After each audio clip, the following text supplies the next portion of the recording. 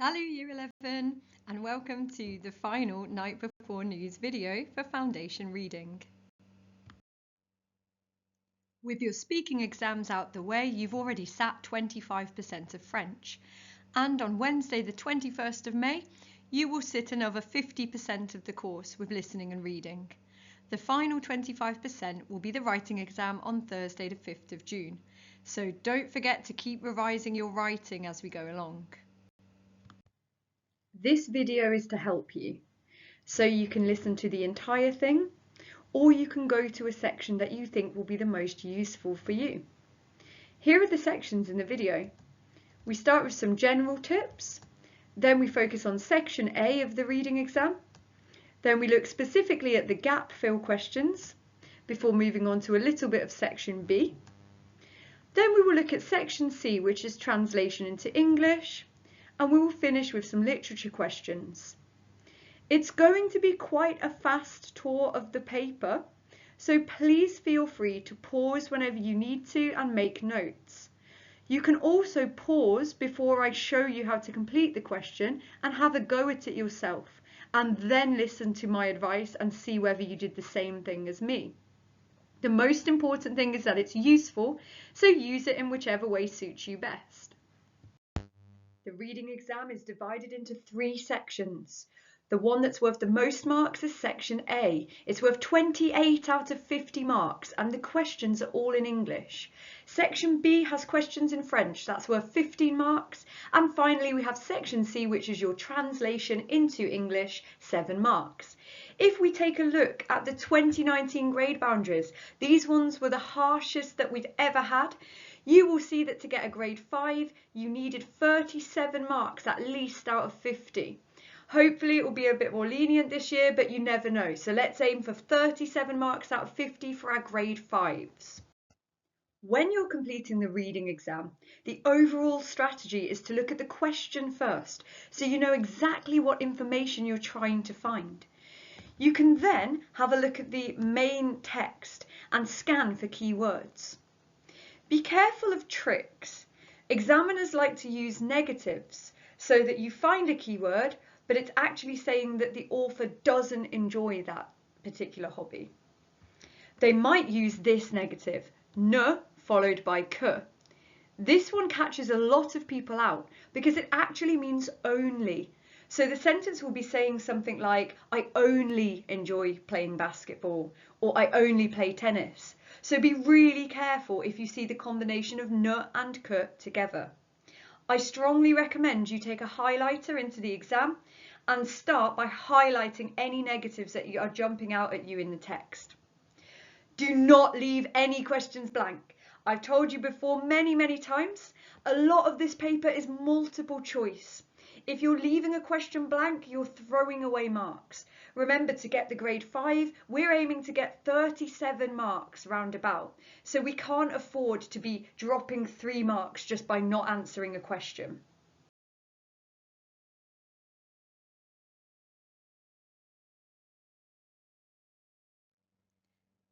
As I mentioned in class, there's quite a specific order that I like to complete the exam in. I start by doing question 1 just to warm up because that's normally an easier question. I then go right to the back of the paper and I do my first attempt at the translation. I like to do a first attempt early on and then come back to it, so I've had time to think about what it could mean as a paragraph. I then go to section B because it's all in French and it's only 3 questions, and I complete that while I'm still quite fresh.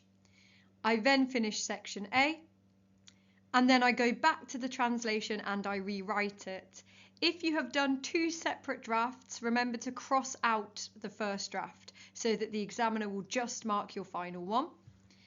And finally, I check the folded corners. So what I like to do, if there are questions that I found particularly difficult or there was something I was a bit confused about, I fold the bottom corner of the paper just as a little reminder to come back to that question at the end of the exam. Always make sure you check answers. You should never be sat there doing nothing at the end of your exam. Section A is worth 28 marks. It's all in English and most of it is multiple choice.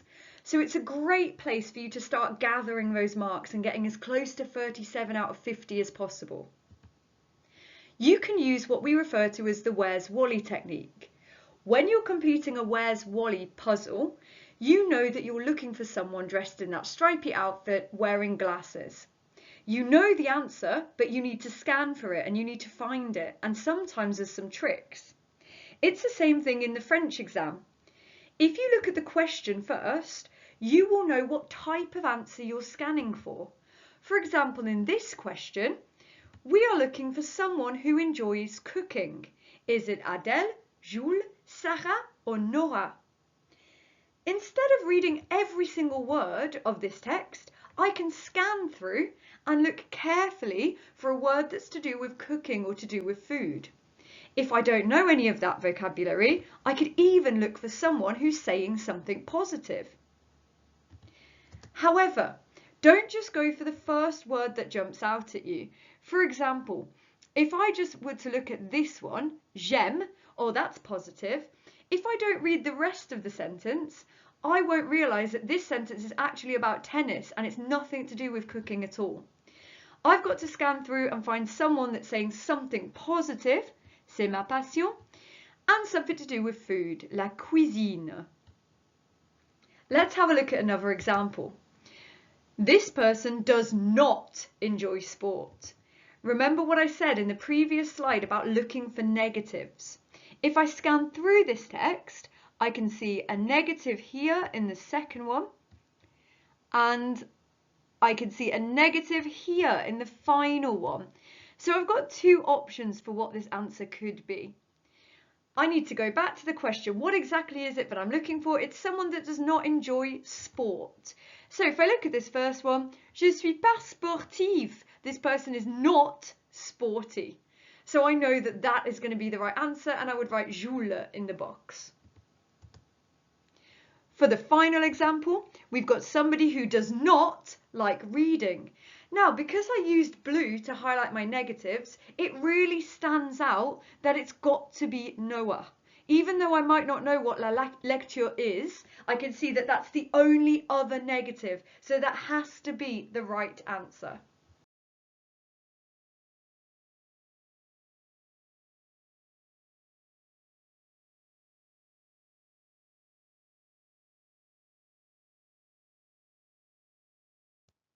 Another style of question that you will encounter in section A looks kind of like this. You have a multiple choice, you have 4 different options. Again, you can start by reading the question. So in this question, it's saying Rodney is asked to prove his nationality, open his suitcase, follow the signs, say what his job is. When we have a look at the text, we need to find somewhere where Rodney is being asked to do something. Because this is question 1, most likely it will be near the top. And if we look here, we can see the word demand. If you're demanding something, it's the same as asking something. So here it's saying they are asking me, ouvrir, ouvrir. Now, ouvrir, even if you don't know it, it matches open. And if you look, it's the one that's the most similar, isn't it? Ouvrir, open. It's not as similar to prove or follow or to say what his job is. There doesn't seem to be any job title there. And we could see ouvrir, my, something that he owns, valise. So valise must be his bag. So by looking for clues, we can work out that this is going to be the correct answer. We can narrow it down. I like to highlight when I've found where the answer is in a text or underline it, because if you do that, then you know that you've already unpacked that bit, so it's not going to help you out for one of the later answers. As I said previously, and as I say a lot in class, do not leave anything blank. The questions where you might be the most tempted to do this are the open-ended ones. However, we can all make a sensible guess without even seeing the text. For example, in this question, what did Madeleine's father think about living on a farm as a child? We don't even have the text in front of us. So imagine you might be looking at it and you can't see the answer at all. Guess something generic. For example, it was boring. Maybe it's wrong, but maybe it's right. So guess a sensible answer if you're really, really not sure. For the second one, give one reason why Madeleine would like to live in the mountains. Let's guess that it's very beautiful, because that will be a logical answer. It might be wrong, but we might get an extra point. There are some questions where you have to fill in the blank in a sentence by using some words from a box. For this type of question, it's helpful if you group the words into categories, such as times, foods, and places. If you look for similar types of words, then you will realise that there are only 4 possible answers for a sentence, or sometimes there's only even 2 possible answers for a sentence. This can help you out quite a lot. For example, if you look at the words that are circled in green, you can see that in this one, the sentence will be saying something along the lines of entry to the museum is, and you need to decide whether it's free or €5. If you've narrowed it down, you're only choosing between 2 words instead of choosing from a bigger group. So this gives you more of a chance of getting the right answer. If you don't have lots of colours, you can use codes. For example, you can draw a box around some of the words, a circle around some, a wiggly line under others, a dot next to some. But this is a really good way of figuring out what is the right answer to this kind of question. Once you've figured out your categories, it becomes very obvious which words could fit in which sentences. For example, in the first one, we know that it's talking about a date, so it's going to be Saturday or Sunday. For the second one, we're talking about something you can buy at the barbecue, so we've got chicken and we've got sausages. Entry to the festival, that's the €5 or free one. Now look, we're only choosing between 2 words here, so we've really narrowed it down to 50-50. We've given ourselves a really good chance of getting the right answer, even if we're not 100% sure of what the French bit says in the text. D has a potential trick. It says there will be a concert in the, so of course it could be afternoon or evening, but it could also be one of the places. It could be the park, it could be the town hall, it could be the castle. I haven't put tourist office because to me it seems less likely that there's going to be a concert in the tourist office, but I will make sure I check for it when I scan the text. And the final one, concert tickets are available at the park, at the town hall, at the castle, or this one could be tourist office if you think of the kind of place that you would go to buy something for an event. Now that we have our possible answers, we can have a look at the paragraph itself, and this will help us to choose between our options. So for the first one, we can see we've got samedi, which definitely you will know is Saturday, because Sunday is the odd one out, it's dimanche. For the second one, we've got a little bit of a trick here, because look, we've got the word poisson. So sometimes I've seen pupils write down fish for this one. However, that will never be the right answer because you have to choose one of the words from the box. And the only words in the box are chicken and sausages. So you could see that we've got the word poulet, so we know that it has to be chicken. Entry to the festival is, you could see the word gratuit, so we've got free. There's no mention of money in here, so that's quite easy to figure out. There will be a concert in, so we've got le soir, so that's talking about the evening there. And concert tickets are available at the Office du Tourisme, which obviously is going to be the tourist office. Now look how quick and easy it is to find our answers once we are only working with a small group of words. In section B of the reading exam, there's another one of these questions, but this time it's all in French. The sentences are in French and so are the words in the box. If you put these words in categories as far as you can and try to match them to the question, you will still have a better chance of getting the right answer than if you just randomly guess. If you want to try this one yourself, pause the video, see if you can arrange these words into categories and press play when you're ready to hear my answers. Sometimes you end up with 2 leftover words that you're not really sure about, so then you can probably group those ones together. Let's have a look. We have the word excellent. Notice that it has an S on the end, so whatever it's describing, there must be more than one of them. That could be a clue that could help us find out the answer. I've matched this one up with difficile, excellent, difficult. They're both adjectives. They've both got S's on the end. So they're both describing something plural. In a red group, I've got bibliothèque. Bibliothèque is the library. So I might be looking for other places. And then I find école. École is a school. École, bibliothèque, both places. In a separate category, I've got a school subject, les maths. And with that, I might also put la lecture, reading. That's a key word for you to revise because it's appeared in 2 different questions in this presentation so far, la lecture. So it must mean that a lot of pupils will forget that one. We've got arrêter, and we can see that it ends in an ER, so it's an infinitive, it's a verb. Can we see any other words that end in ER? We can see continuer. So we've got 2 verbs there and they're opposites, to continue and to stop. We've got l'avenir, which we know is talking about the future. And there we've got the opposite of the future, le passé, the past, the future and the past. And then we end up with this leftover word, le lendemain, which is actually also a time phrase. Remember, only certain words can fit in certain sentences. That's the point of categorizing them.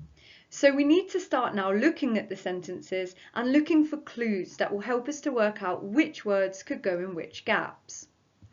First of all, we can make sure that we're reading for meaning. What does the sentence mean? Who is it about? What does the word just before the gap mean? So for example, in D, we have les conditions étaient. The conditions were. It has to be an adjective. It has to be something that's describing what these conditions were like. You can also read for grammar. So in B, we can see that we have une with an E on it. So it has to be feminine, the word that comes next. It has to be a feminine word. So these are clues that can help us figure out which words can belong in which sentence. In the first sentence, straight away, I can see a negative. And I've brought my highlighter with me into the exam, and I've made sure that I've highlighted that so I don't forget about it later and get caught out. What is this sentence actually saying? Elle ne voulait pas something ses études. She didn't want to. Voulait, voudrait, I would like. She didn't want to blank ses études. She didn't want to something her studies.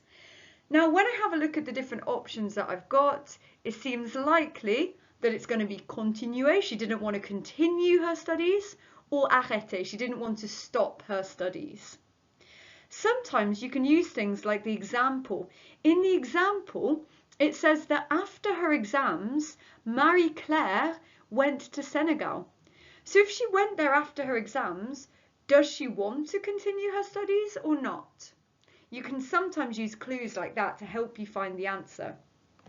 For B, we've got an E with an accent, and we know that when we see an E with an accent, it's going to be past tense. So she worked in a, we can also see that it's got to be somewhere feminine because it's got an E on the une. So it could be bibliothèque, she worked in a library, or it could be school. For C, we could see yet another E with an accent. She helped with blank and writing. What's the word that normally matches up with writing? Could be la lecture, reading, but it could also be maths. It could be a trick. She helped with maths and writing. Whenever we've got les conditions étaient, something was, we know that it's going to be describing. So it's going to be something like the conditions were difficult or the conditions were excellent. And that leaves the final one. If we look at our colour codes, we haven't really used the green group yet. So we've got dans blank in something, elle a l'intention de travailler au Sénégal. So we've got l'avenir, we've got le passé, we've got le lendemain. Now there's a clue here, intention. If you intend to do something, does that sound like it's going to be happening in the past or in the future? Now we can compare our sentences with the main text. Remember, we're only trying to find 5 pieces of information in all of that text. So for the first one, She didn't want to continue or she didn't want to stop her studies.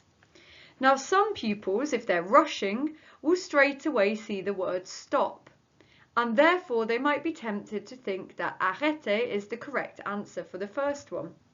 However, if we look at the full sentence, j'ai voulu, I wanted to stop my studies.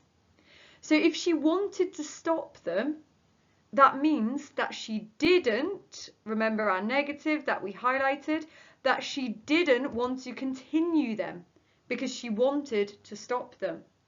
So that one's a bit of a trick because it's got the same word in the text, but it's actually meaning the opposite. For the second one, where did she work? So we've got the word éducation, les salles de classe, and we know that that is talking about working in a school, okay, working in education. Elle a aidé avec, what did she help with? So here again, if I've got my highlighter, I should have highlighted that here I've got a negative. Ni, and ne. If I go back to the start of the sentence, it's saying 50% of people who live in the countryside don't know how to read or write in the place where she's working. So therefore, our answer would be la lecture. She's helping them to learn how to read. How were the conditions? So here we can see the conditions were very difficult, but mais, that's one of those that changes the meaning, the experience was positive. So the conditions were difficult, the experience overall was positive. And then for the last one, we can see future tense. I'm going to return later, I'm going to return to Senegal. So as we predicted, it's l'avenir because it's talking about her intention. Many pupils on the foundation paper think that section B will be really difficult because it's all in French. However, a lot of the questions are easy if you approach them with a match-up method. For example, look at this text, 4 different people talking about jobs. Look at the sentences, statements in French. Instead of panicking and reading every single word in the text, start by looking at the question and match it up to the text. So for example, in A, we can see somebody a travaillé, E with an accent, so past tense. So somebody worked exterior, outdoors. Somebody worked outdoors. When I scan through each person, I can try to see where they were working. So here we've got something about a tourist office, but, so we need to be careful of that. We've got a centre commercial, a shopping centre. They don't really sound like outdoors kind of jobs. Next, we've got l'hôtel de ville, so the town hall. Again, not really outdoors. Here we've got something about working indoors, but look, we've highlighted this bit as a negative. So working indoors is not a good option for Christophe. So did he work outdoors? It's saying that his dad is a builder, so building that can be outdoors. And here we've got in the plain air, in the fresh air. So it seems most likely that Christophe is going to be our answer for A, because it's somebody who's working outdoors. Now see how we actually just looked and matched it up. We didn't panic, we didn't read every single word. We were just on the hunt for something that would match with exterior. Now the second one, imagine I don't know the word for mairie. Imagine I'm not really sure what that means. So what I could do is move on to the next one and come back to that and see what I've got left over. So in the next one, I've got someone who trouvé, someone who found their job fatigant, fatigue, tiring, someone who's got a tiring job. So again, if we're scanning through and we're looking for adjectives, Anouk is saying utile, useful. But again, we're looking for negatives and we see it's not very useful. But that's nothing to do with tiring. The second person thinks that it was génial, they're really excited about their job. Again, nothing to do with tiring. Now when we get to Christophe, Christophe is working with his dad as a builder. Building, that sounds like quite a tiring job. And here we can see the word mais, but c'était amusant. It was fun. So maybe this word, maybe épuisé, could be a synonym for fatigant. Let's just check in the final one. Do we see anything to do with tiring? We see that they're in a hotel. We see the word exterior, so that was a bit of a trap because they were trying to get you to match that one with A and just match the words up. But it's actually saying, look, je détesterais. I would hate to work outdoors. So that was a bit of a trick. Can we see anything about it being tiring? The receptionist was gentille, was very nice. The work was boring. So again, this answer is once more Christophe. We have a second one where we found Christophe as the answer. So maybe it's unlikely that Christophe will come up again, but we've got to keep an open mind. When we get to D, we've got les collègues, so we're talking about the colleagues of somebody, and they were sympa, they were very nice. Now remember that in Damien's we saw that the receptionist était gentille and le directeur. So the director, the manager and the receptionist, they were really nice. So that one was a very simple one. Damien, the colleagues were very kind or nice. Then we have a look at the final one. N'a pas eu. That's a bit complicated, but it's another negative. So didn't something, premier choix, their first choice. So they didn't get their first choice of a placement. So it's somebody who wanted to do one thing, but ended up doing another thing. So we know Christophe, we've already used him quite a lot. It's probably not going to be him again. And it's just saying that he didn't want to work outside and that his dad gave him a place. So it's not Christophe. Damien, it's saying about the receptionist. It's saying they worked in a hotel. So again, there's nothing in there that's about not getting their first choice. When we look at Beatrice, Beatrice has a negative here. Je ne sais pas, I don't know, je ne sais pas. Quelle carrière, I don't know which career I would like to do. So again, it's nothing to do with a choice. So that leaves us, process of elimination, that leaves us with Anouk. Now, I'm going to write Anouk here, but let's just double check that that is the right answer. So we've got j'ai voulu. Again, that's come up in a previous question, so that must be a common exam word. J'ai voulu, I wanted to do a placement in a tourist office, but other people had the same idea. So I had to find a place in a shopping centre. So now when it comes to the final one, when it comes to B, the one we left to last, we've got this word mairie. Now because we've done all the others first, we can see that we've pretty much used up all of Damien. We've used up all of Christopher. So we're finding someone who did a placement in this place called the Mairie. So Anouk did it in the Centre Commercial, so she was in the shopping centre. So the only one we've got left, look, is Hôtel de Ville, which is town hall, which if you think about it is where the mayor might be. So by process of elimination, our leftover one is Beatrice. And you might just randomly guess Beatrice if you haven't used her for any of the other questions. Remember to look out for tenses. If you've got E with an accent, you're looking for something in past tense. If you've got je vais or je voudrais or à l'avenir, you're looking for future tense.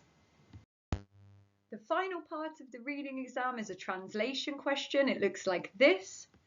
Remember, if you do a first draft of this early in the test, so for example, you start by completing a couple of questions in section A and then you have a go at the translation, this would be a good idea because then you can reread your first draft at the end of the test and make sure that the English makes sense. Because sometimes when we're translating, things can get a little bit muddled up between the two languages.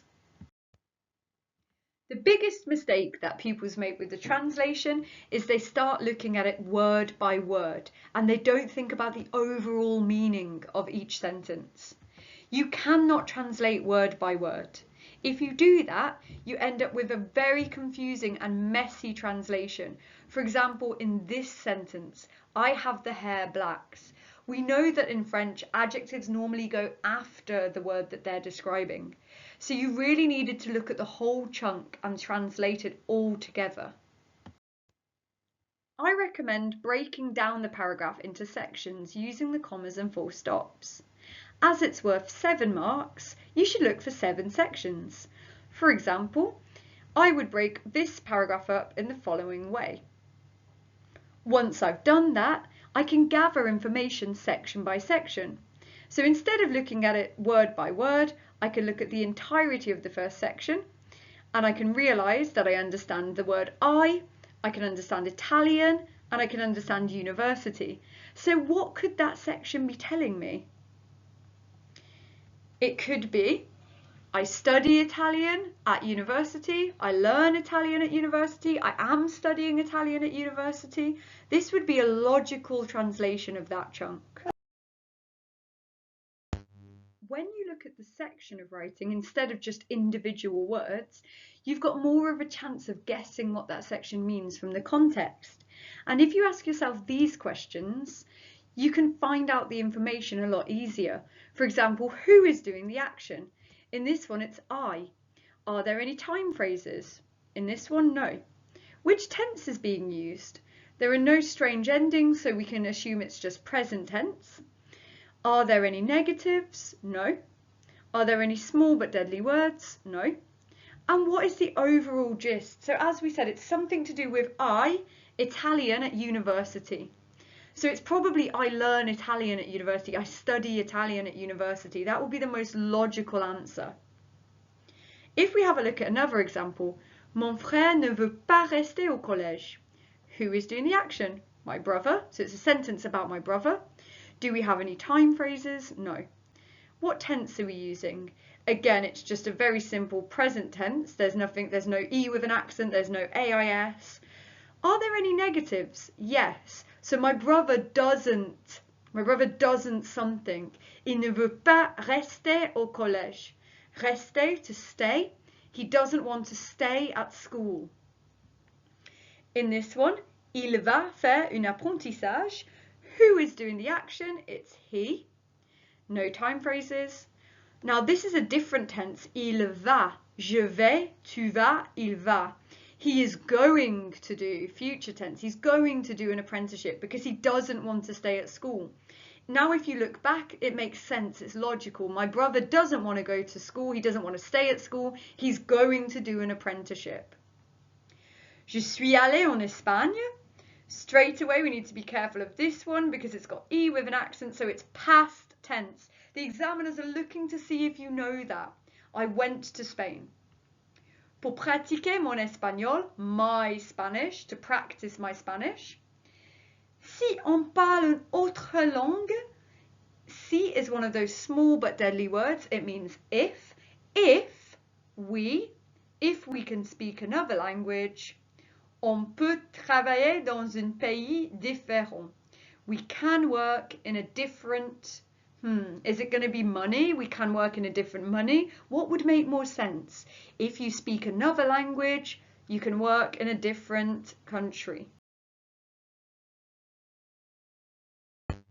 Let's have another look at this one from earlier. Remember, 7 marks, 7 sections.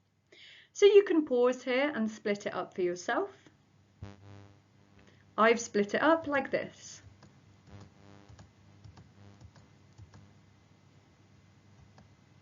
Looking at the keywords in this one, we can see that it's going to be about school. And there's probably going to be something to do with future plans because at the end we've got the word university. Now that you've broken it up, have a look at each section and work out the gist. Remember to prompt yourself with these questions. I'm going to show you each sentence. Remember, you can pause and work it out for yourself and then press play and see if you got it right. So sentence 1 and the translation. Sentence 2, the translation. Sentence 3, sentence 4, sentence 5, Sentence 6 and sentence 7.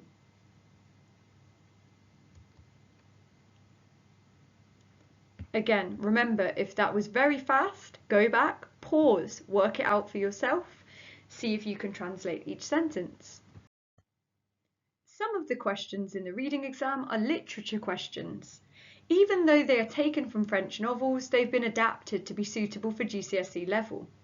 Just treat them the same as other reading questions. So for example, in this one, we have a little bit of information at the top. Make sure you read this. Marcel, 11 years old, tells his family about meeting a girl called Isabelle. This way you have some context. You kind of know what the passage is going to be. So we treat these just the same as other reading questions. We don't read through every single detail. We look at the question and we find out what it is we're looking for. So in question 1, we're looking for a number and we're looking for Isabelle's age. We can see clearly early on that elle a 12 ans. It's always worth revising your numbers before an exam. 12, 12 years old. A very, very easy question, even though it looks daunting because it's a literature question. For the second one, Marcel says that the girl... Now, remember, you can always put the words that you know at the side, and that might help you to match them up a bit easier.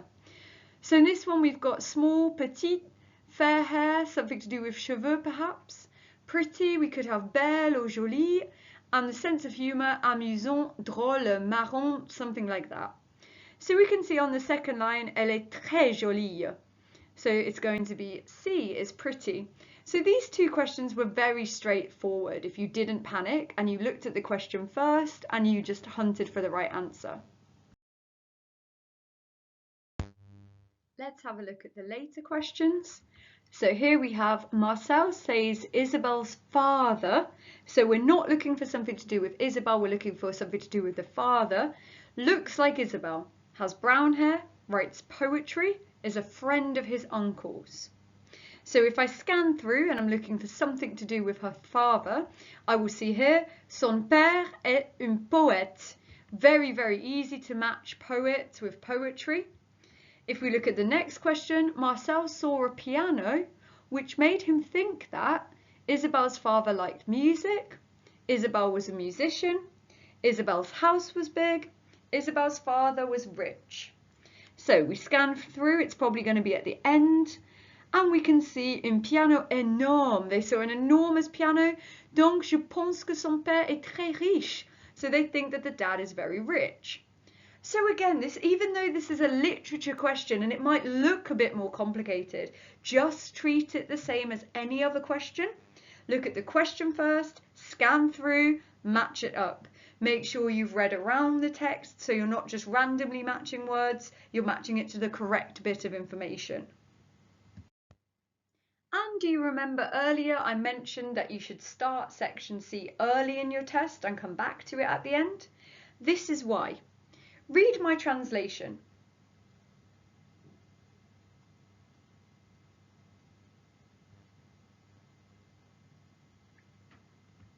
Does this sound like something that you would hand in to your English teacher? How about phrases such as, my linguistic abilities have allowed me to find a job? Does that sound like something you would say to someone in English? How about this phrase? You can find a vacancy for which we need someone who speaks good French. It doesn't quite sound right. If you read over your translation again at the end of the test, you can try to make it sound more pleasant to read in English, but don't start changing the meaning of any sentences, because that might lose some marks. So for example, instead of my linguistic abilities have allowed me to find a job, I might say my linguistic skills have enabled me to find a job in Switzerland. Instead of saying you can find a vacancy for which we need someone who speaks good French, I could say you can find a vacancy which requires someone who speaks French well. That sounds a little bit more natural. Always leave time at the end of the reading paper to read through your translation. And if you've left any gaps, make a sensible guess. Think about what would fit in the paragraph that you're writing. There are lots of little words in French which some students ignore while they're reading. This is very dangerous because they can actually change the whole meaning of the sentence, so you need to look out for them. That's why we call them the small but deadly words. Sometimes they are synonyms, they mean the same as each other. For example, easy and simple. Or sometimes they are antonyms, they mean the opposite, easy and difficult. You need to make sure that you've revised the small but deadly words. You can do this by pausing this screen and looking up any words that you don't know, or you can have a look on Vocab Slam because there's a whole set called Small But Deadly Words which has all of the words which might possibly come up in the exams. And while we're on the subject of Vocab Slam, if you go onto it and you look at the exam zone and exam vocab, you can go through all of the keywords from the past papers, or you can pick a set that's called Examiner's Favourites, which has keywords which we've seen coming up again and again on all of the past exams. I would recommend that you spend some time doing this tonight after watching this video and tomorrow morning right before your exam. So the only thing left to say is bon courage. In this exam, you should be able to get a really good mark just by reading the question carefully and taking in that highlighter and highlighting negatives and looking for meaning changes like but or however. Remember that you should do the translation early and then come back to it with fresh eyes. Do not leave any gaps, especially on multiple choice questions, but also on the whole test. If you have a question that you're not very sure about, what I suggest you do is fold the corner of the paper, and then at the end of the exam you can look for any folded corners and just double check that question. I think this one is going to go really well for you. Hopefully you will be able to get around 37 marks or higher, and then you know that you're close to securing a grade 5. Bon courage, well done for listening. If you want to go back over any bits, remember you can pause, you can listen again, or you can email me if there's something that you're still not sure about. Bon courage et au revoir. So, now that you have a little bit of time left before your exam, make sure that you are slamming some vocab. Make sure you're looking in particular at the examiner's favourite words, and you can also do past questions on there. It's a good idea to complete some past questions to get yourself in the right frame of mind for the test. And you can read over your Easter booklets, which were the booklets that have all of the scripts for the previous questions. Also, don't forget to get some rest. You really need to be alert during your exam tomorrow. So, bonne chance, au revoir!